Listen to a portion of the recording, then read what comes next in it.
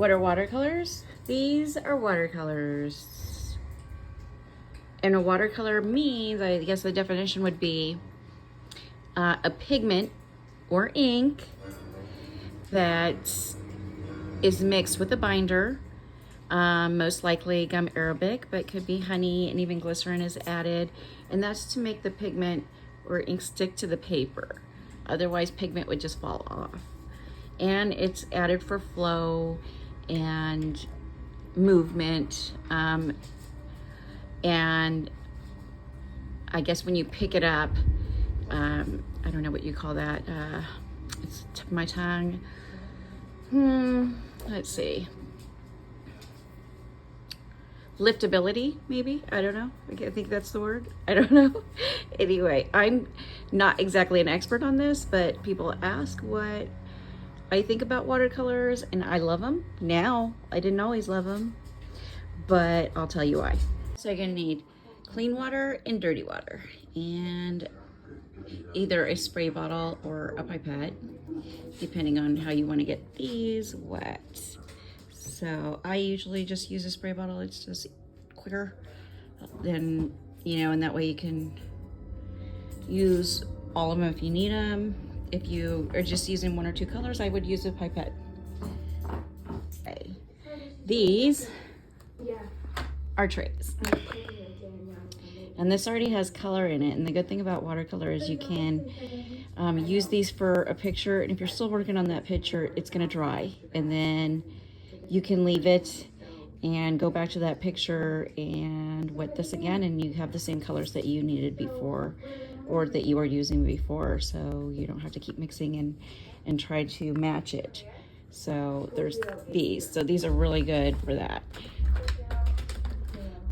And they come in all different kind of shapes and sizes.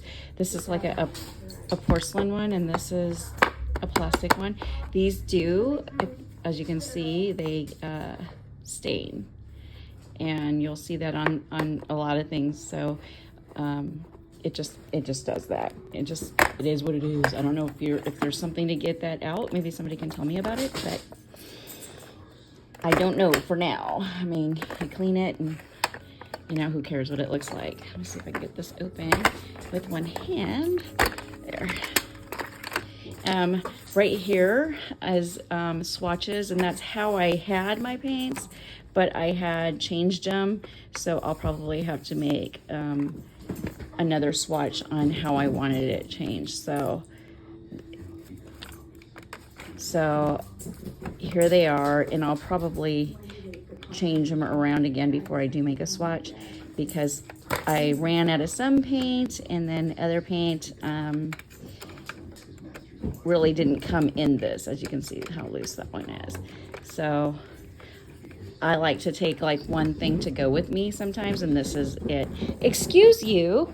Hello. Are you done? Are you done? What are you digging for?